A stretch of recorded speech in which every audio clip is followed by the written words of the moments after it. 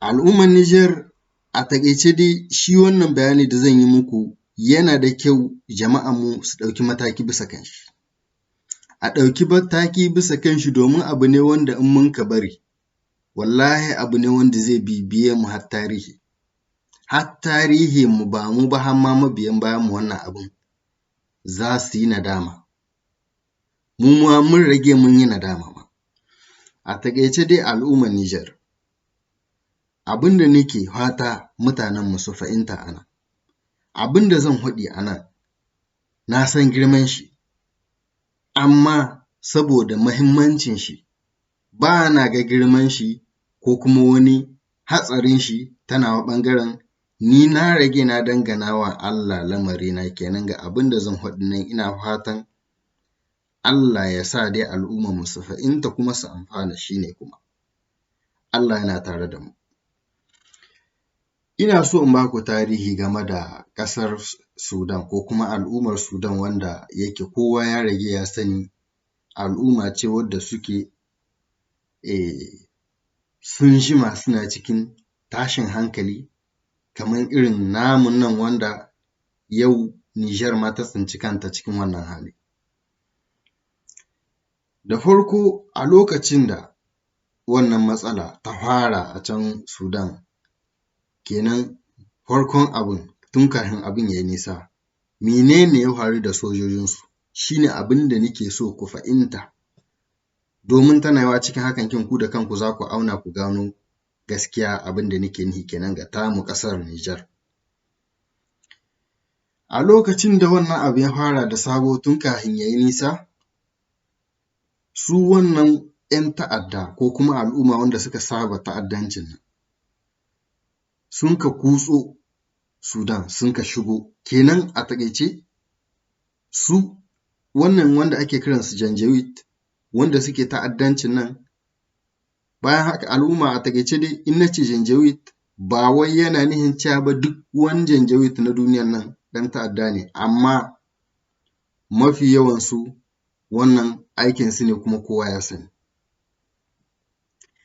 Lokacin nan ka san su Janjaweed wani lokacin ‘yan siyasa za su yi amfani da su, kaman yadda Sudan al'amarin Sudan ya nuna ya bayyana, ‘yan siyasa za su yi amfani da su, kuma bayan haka ko da ba su yi amfani da su ba, wannan mutane ne wanda sun ƙware in dai bisa wannan ta'addancin ne, sun san hanyoyin da suke bi domin su kutsa ƙasa wadda take ba su da dama su kutsa ko kuma su kutsa ƙasa a yi amfani da su domin cimma wata manufa. Wannan su number one ne cikin wannan abu, kowa ya riga ya sani ba wai ƙara wa zawo ruwa ba ne nake.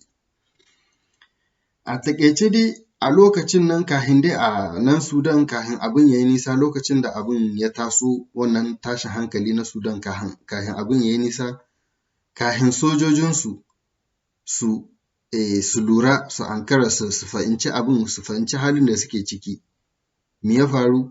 Wannan Janjaweed sai su yi me? Za su yi takarda, za su bi hanyoyi, su sun san hanyar da za su bi domin su samu takarda ta ƙasa. Kenan sun samu takarda ta ƙasa, suna da ‘yanci kamar yadda kowane ɗan ƙasa yake da, suna da dama da yin aiwatar wani abu kamar yadda kowane ɗan ƙasa yake da dama ya yi. Me za su yi bayan haka idan sun ka samu suka yi takardar nan? Za su yi ƙoƙarin shiga wasu ayyuka waɗanda suke da muhimmanci, wanda ayyuka ne wanda ko ma meye zai taso control ne a wannan ayyuka. Kenan kamar abin da ya shafi sojoji, jandarmomi, brigade da dai sauran hukumomi wanda suke da muhimmanci a ƙasa. Idan sun ka shiga wannan aiki, me za su yi kuma? Abu na uku, za su yi ɗan bulaguro, idan sun kai ɗan bulaguro za su ce sun je ƙarin karatu. Idan sun ka je sun kai bulaguron nan sun ka dawo, domin su suna da hanyoyi kamar yadda dai na faɗi muku, su ba karatun ba ne suke zuwa, sun san inda za su je a ba su wannan grade su liƙa, kenan wannan lambar yabo wanda normalement sai mutum ya yi abu wanda ya kamata a bashi lambar yabo sannan za a bashi, a'a su za su yi bulaguro ne, suna da hanyoyi, abin nasu a siyasance ne, suna da contact. Ba abin mamaki ba ne jama'a al'ummar Nijar, kuma ina fatan wannan abu da nake yi muku bayani, ina fatan Hausawanmu na Sudan ko kuma duk wani Bahaushe wanda yake mazaunin Sudan ne ya san al'amarin Sudan.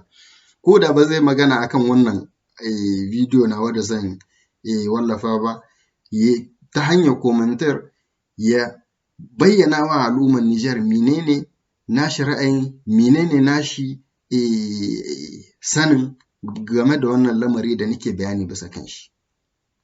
Domin dai al'ummar Nijar su ga cewa wannan abu ba wai abu bane wanda ya fito daga bakina kaɗai, a'a abu ne wanda yake shi haka yake. Mu al'ummar Nijar sai mun mai da hankali ne kawai, domin tun kafin abin ya nisa dai mu san dai insha Allahu mu samu dai wata hanya dai da wata mafita. Bari in dawo muku bisa kan maudu'in da muke.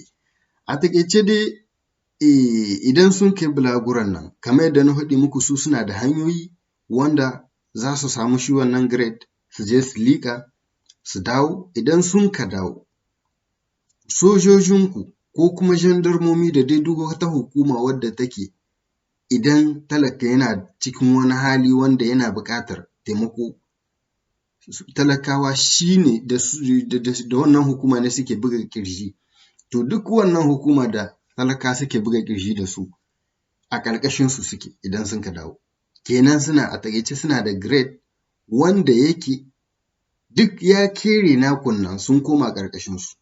Kuma kar ku yi mamaki hakan kin, kamar yadda na faɗi muku dai, su ana amfani da su a siyasance ma.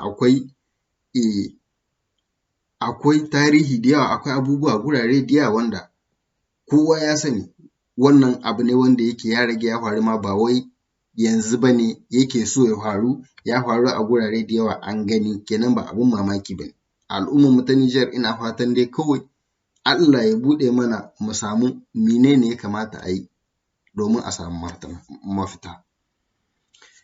Amma ni bayanin da nake yi muku nan, ina so ne ku yi la'akari da tarihin wannan da na baku. Cikin hakan kin za ku fahimci menene nake nihi ya faru da namu sojojin. Me yasa a lokacin da muke buƙatar su, ko kuma a lokacin da talaka yake neman wani taimako ko kuma yake buƙatar su, babu wani kataɓus. Kenan a taƙaice nan maganar da nake yi, kamar yadda na faɗi muku dai, na san girman maganar nan, amma ina nihin cewa su a Sudan kafin su ankara, kenan sojojinsu waɗanda anka samu anka liƙe musu baki, an liƙe musu, waɗanda anka saye su an saye su, waɗanda ba sun ƙi a saye su, kamar yadda dai kun ka sani, an samu an keɓe su, an goge su da dai sauransu. Bayan haka kenan sai ka ga controlling kin a hannunsu yake. Su kenan wannan Janjaweed. Jama'a, al'ummar Nijar, abin da nake so ku fahimta, wallahi su ba su da imani. Zancen imani wannan 'yan ta'adda wanda suke Janjaweed ba su da imani ko ɗaya. Kuma su ƙasa ce kawai suke so. Duk inda suka saka ƙafarsu, ƙasa ce suke so. Suna so ne su kore mutane na asalin na gurin, su keɓe gurin. In dukiya ce kuke da ita, in shanu ne, in ma menene, wannan dukiyar taka suke so su mallaka. Kuma fidda ran mutum a gurinsu kamar fidda ran kiyashi ne. Kenan jama'a, wannan abu yana da alaƙa da canza tarihi. Nan sai mun yi la'akari jama'a. Nan wallahi sai mun tada, sai mun tashi daga kwanan nan da muke. Directement du côté du Tchad, une nouvelle fois, N'Djamena, avec Kébi Maramat. On sait que, avant d'être un économiste avéré du côté du Tchad, vous êtes aussi un homme politique parce que vous avez participé à plusieurs échéances électorales dans votre pays. S'il y avait un conseil, une stratégie ou alors une solution politique à donner aux chefs d'État africains qui sont confrontés à ces situations de déstabilisation dans leur pays sur le continent africain, ce serait selon vous lequel?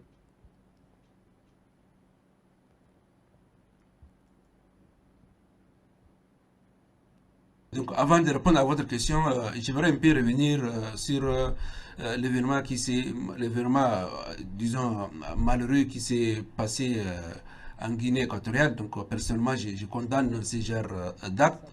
Et il faut le dire, donc, les tentatives de déstabilisation, des mercenariats, je crois que ça, c'est une pratique qui ne doit pas revenir encore dans notre sous-région. D'abord, les activités de mercenariat, c'est un métier très ancien dans le monde. Vous savez très bien qu'on connaît à l'époque, lorsqu'on parle de Bob Denard, lorsqu'on parle des mercenaires européens ou des anciens militaires français, américains, qui participent dans d'autres pays, dans d'autres conflits au sol des pouvoirs en place, ou bien pour le compte d'une opposition armée ou bien politique quelque part. Donc c'est une ancienne pratique, c'est un ancien métier. Bon, maintenant, pour revenir, pourquoi on constate que dans cette tentative avortée des coups d'État, donc vous avez l'Afrique Média amplement donc parlé sur ça. Revenons pourquoi il y a aussi, il a été relevé la présence d'un Tchadien, souvent appelé ces derniers jours appelé M. Mamadou Kodou, un truc comme ça. Il faut bien comprendre, s'ils vont faire une analyse sociopolitique sur les mouvements armés au Tchad, vous savez très bien que notre pays, depuis l'indépendance jusqu'à nos jours, à travers les différents mouvements armés, différentes rébellions, tout ça, donc le pays a créé beaucoup d'hommes qui ne savent faire que la guerre. Ils ne connaissent pas d'autre chose que de faire la guerre. Parce que les différents mouvements armés de l'indépendance jusqu'à nos jours, ils ont enrôlé des jeunes enfants, des jeunes soldats tchadiens, puis ceux-là continuent à migrer dans d'autres mouvements armés. Ils quittent un autre pour aller dans d'autres. C'est le cas de M. Kodou. Ce que j'ai appris, il a été enrôlé dans le mouvement armé de son bas âge, c'est comme le cas de beaucoup de Tchadiens. Donc plus tard, à travers ça, donc on a vu la production de seigneurs de guerre du niveau vraiment très important qui se profile dans notre pays. Et si vous avez vu l'exemple de ces messieurs, c'est un monsieur qui est d'abord engagé dans un mouvement armé, puis dans un autre, puis après ça, comme au niveau local, la paix est revenue au Tchad, la stabilité est revenue au Tchad. Maintenant, ceux qui sont déjà enrôlés dans ces différents mouvements armés quittent le territoire tchadien pour aller tenter par des gains faciles dans d'autres pays qui, bon, il faut bien le dire, ils ne représentent ni le gouvernement tchadien, ils ne représentent ni l'État tchadien, ce sont des individus à titre personnel pour des raisons inavouées qui s'engagent dans des conflits armés pour aller porter leur expertise ou bien, je ne sais pas, leurs connaissances qui sont déjà connues au niveau local. Donc voilà un peu, si on veut faire une étude de sociologie politique sur les médias, sur les différents mouvements armés, voilà un peu les conséquences quand un pays qui, pendant des décennies, ne connaît que la guerre, ne connaît que l'instabilité, évidemment, les conséquences, c'est de produire des seigneurs de guerre, produire des gens qui ne savent et qui n'aiment faire que la guerre. Parce qu'ils ne connaissent pas d'autre chose dans leur vie. Ils n'ont pas étudié d'abord, et ils n'ont pas fait d'autres activités. Ils n'ont pas aussi sorti des phénomènes des rébellions armés, de groupes armés pour s'insérer dans la vie sociale, dans la vie active. Donc voilà un peu les conséquences pour un pays comme le Tchad, malheureusement, qui produit des jeunes dès leur bas âge, qui ne savent pas faire, qui ne savent que faire la guerre, et voilà un peu les conséquences. Mais de toute façon, personnellement, je suis contre à ce que, je condamne fermement à ce que soit des Tchadiens, ou bien soit des Centrafricains, ou bien des Camerounais, ou bien des Gabonais, s'engagent dans les activités de mercenariat pour aller attaquer un autre pays, pour aller déstabiliser un pays voisin de la sous-région. Mais au-delà de ça, pour revenir à votre question, quel conseil que je peux donner à nos chefs d'État africains? D'abord, améliorer la bonne gouvernance au niveau local, essayons d'encourager l'alternance par la tenue des élections libres, transparentes et crédibles pour permettre d'autres générations de venir au pouvoir pour aussi apporter leur expertise. Mais si on empêche ou bien si on bloque l'alternance au pouvoir. Si on bloque de manière d'une autre la bonne gouvernance dans nos sous-régions, je crois que les conséquences, évidemment, seront un peu... personne ne peut prévoir certaines conséquences, malheureusement, qui seront un peu douloureuses. Kébi Maramat. Alors, Kébi Maramat estime que pour que on évite la déstabilisation, qu'on évite la déstabilisation sur le continent africain, il faudrait une bonne gouvernance, il faudrait que les chefs d'État africains favorisent l'alternance au pouvoir, mettent en place une nouvelle génération de dirigeants qui pourront venir continuer les œuvres déjà perpétuées sur le terrain. Alors je m'en vais poser la question à M. Jean Ngouem sur le plateau. Est-ce que c'est cela la véritable solution? Parce que tout à l'heure, le président Madakani faisait état de ce que, à un moment donné, on vient avec la gouvernance, la bonne gouvernance, à un moment donné, on vient avec le fait que certains chefs d'État ont passé beaucoup de temps au pouvoir. À un moment donné, on parle de division, on essaye de créer toutes sortes de subterfuges finalement pour monter les populations africaines contre elles-mêmes. Est-ce que vous pensez que l'alternance au pouvoir ou alors la bonne gouvernance dans un pays sont suffisantes, bien évidemment, pour contrer les déstabilisations qui viennent de l'extérieur et de l'Occident notamment? Mon cher Tony, je te remercie de me passer la parole. Bazoro, cette visite rentre dans le cadre des troublements qui sévit en Guinée équatoriale. Il y a de cela plus d'une semaine, lorsque les mercenaires sont arrivés à la frontière que partagent le Cameroun, le Gabon et la Guinée équatoriale et voulaient s'infiltrer pour mener un coup d'État. Malheureusement que ce coup d'État a été déjoué grâce aux forces de l'ordre national de Guinée équatoriale qui étaient très attentifs face bien sûr à cet attentat, à cet assaut, puisque depuis très longtemps, Afrique Média, en collaboration avec la télévision de Guinée équatoriale, vous montre bien sûr des images de ces mercenaires ainsi que de ces terroristes qui ont amené des armes lourdes. Mais ce qui en demeure, c'est que après bien sûr ce coup d'État déjoué par de nombreux mercenaires provenant donc du continent africain, on peut citer du Soudan, du Tchad, de la RCA, ainsi que d'autres pays voisinants, même si jusqu'aujourd'hui on soupçonne également les Équato-Guinéens qui pourraient être là-dessus. Véritablement. Et nous restons du côté de N'Djamena avec Kébi Maramat pour le même exercice, des solutions globales, des pistes de stratégie pour éviter la déstabilisation du continent africain, notamment la sous-région Afrique centrale et les pays véritablement concernés comme la Guinée équatoriale, le Cameroun, le Tchad et bien d'autres. Monsieur Kébi Maramat, vous avez la parole.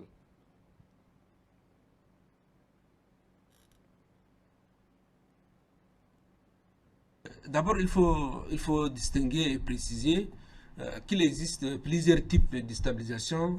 Une déstabilisation venant des pays extérieurs, soit les Occidentaux ou bien d'autres pays africains.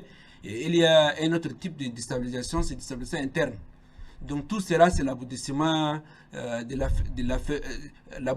l'affaiblissement de nos États, du bon fonctionnement de nos institutions, l'absence d'une part de la bonne démocratie, de la bonne gouvernance et au-delà de ça, comme je viens de rappeler avant, l'absence vraiment d'alternance au pouvoir. C'est un point très important. Donc si la déstabilisation venant de l'extérieur de nos frontières, de nos pays justement, parce qu'il faut comprendre qu'il y a certains pays occidentaux, certaines puissances occidentales ou bien autres qui poussent à créer l'instabilité dans d'autres pays. Si vous prenez aujourd'hui l'exemple qui se passe en Syrie, c'est la Syrie a été l'objet d'une part vraiment de grandes manœuvres de déstabilisation venant des pays occidentaux. Il y a aussi des pays, dans nos pays africains, il y a ce type de déstabilisation qui vient de l'extérieur européen, mais le second type, c'est des déstabilisations qui viennent même de l'intérêt même du pays lorsque l'insuffisance de l'État, lorsque le dysfonctionnement de l'État ou bien de nos institutions, tout ça qui peuvent aboutir à ces deuxièmes types de déstabilisation. Et pour conclure, d'abord donc dans le cadre de la zone CEMAC, dans le cadre de la sous-région, il faut d'abord renforcer la coopération militaire, la coopération au niveau des renseignements. Il faut aussi d'échanges d'informations, des cadres, des visites, voire même d'organiser des séminaires, des formations ensemble pour permettre d'échanger les informations entre nos pays africains, à l'instar des pays occidentaux comme le Schengen ou bien d'autres types de groupes de pays qui encouragent l'information entre les États, entre les services de renseignement. Et pour conclure, je tiens beaucoup à ce que nous avons un déficit démocratique dans notre sous-région. Nous avons un grand déficit en matière d'alternance au pouvoir. Je crois qu'on doit améliorer ces systèmes, devons améliorer ces phénomènes pour permettre à ce qu'il y ait de nouvelles générations de dirigeants puissent arriver au pouvoir pour remplacer vraiment ceux qui sont en ce moment au pouvoir. Dans la totalité, ils dépassent plus de 100 ans au pouvoir. D'accord. Merci beaucoup, Kébi Maramat. On va du côté de Yaoundé avec tout d'abord M. Adolphe Claude Mbala. Le même exercice, on a 2 minutes pour donner